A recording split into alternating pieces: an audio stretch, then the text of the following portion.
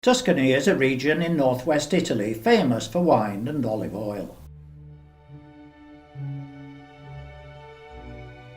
Pistoia is capital of the province of Pistoia and is about 20 miles northwest of Florence. It's a typical Italian medieval city with narrow streets filled with shops and restaurants.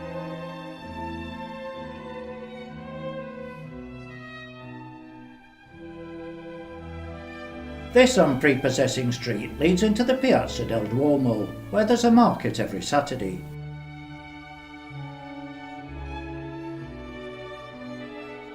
The magnificent Gothic baptistry of St. John was built in the mid-14th century. It has a particularly large font.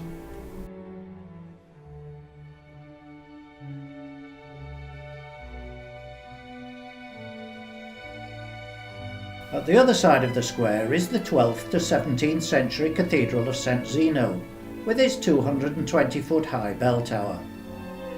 Both are built in the Romanesque style. The cathedral facade is topped by statues of St. Zeno and St. James. The interior was refurbished in the 1960s. Attached to the cathedral is the old Bishop's Palace, which now houses the Tourist Information Centre. The medieval Catalina Tower is 98 feet high.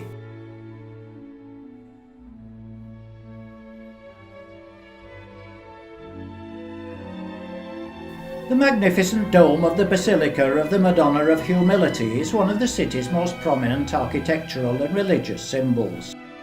It can be seen from the Piazza's Spirito Santo, which contains a church of the same name.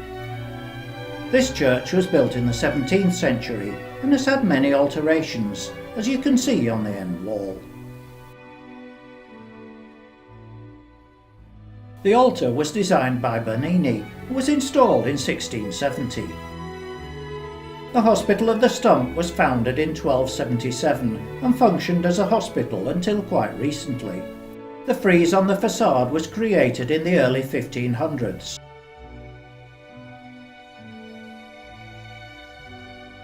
Behind the hospital is the 17th century medical school, where students studied anatomy by watching dissections.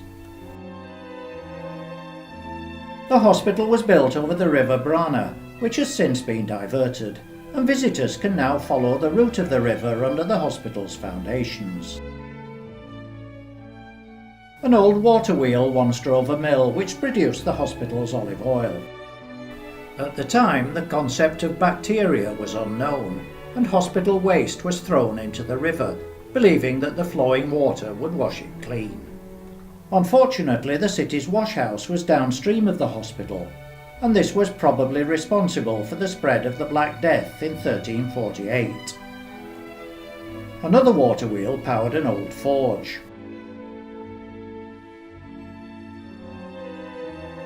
Back in the square, the market had gone, and we could get a better view of the buildings.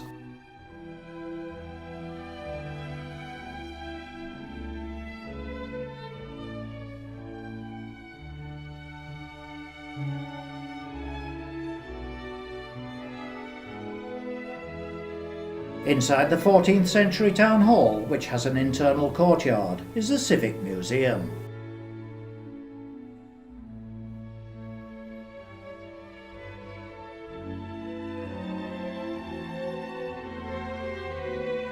This brought a surprisingly interesting day to an end. By complete contrast, the tiny hilltop hamlet of Vinci sits amongst the olive groves. This was the birthplace of Leonardo da Vinci. Born out of wedlock to a notary and a peasant woman, he may have lived in this house.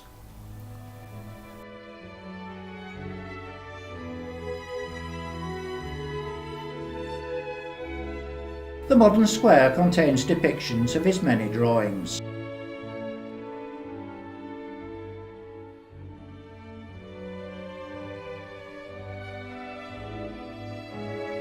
This is the church of Santa Croce, where Leonardo is said to have been baptized.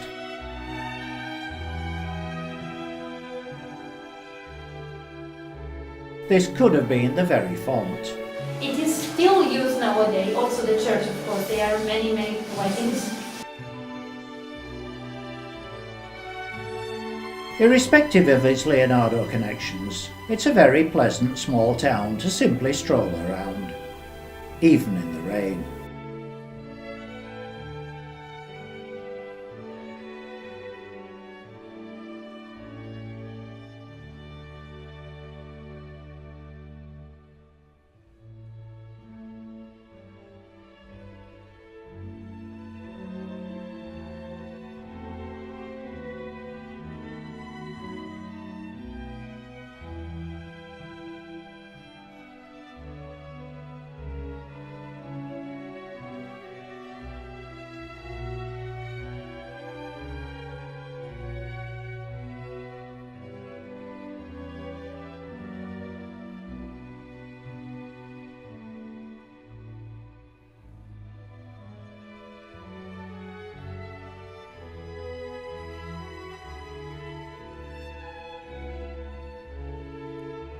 After all this culture, time for some refreshment.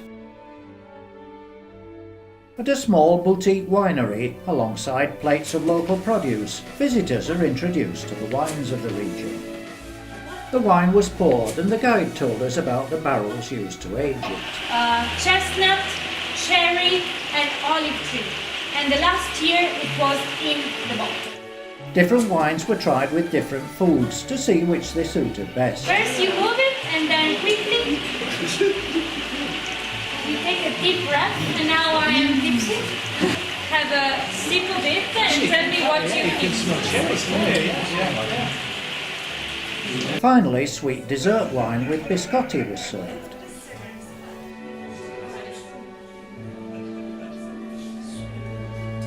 Who cared whether it was raining? These were the wines that we sampled.